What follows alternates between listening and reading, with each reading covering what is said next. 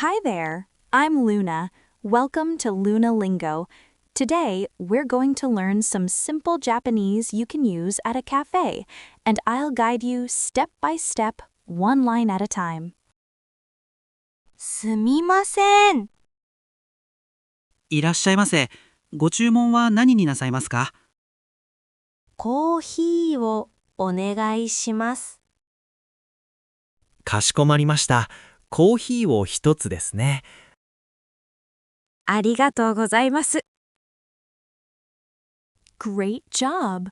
Today you learned sumimasen in Japanese to say excuse me, kohi o onegai shimasu to say coffee please, and arigatou gozaimasu to say thank you very much. You just ordered coffee in Japanese. If you want to learn more real-life Japanese with me, follow and subscribe, and I'll see you in the next lesson. またね!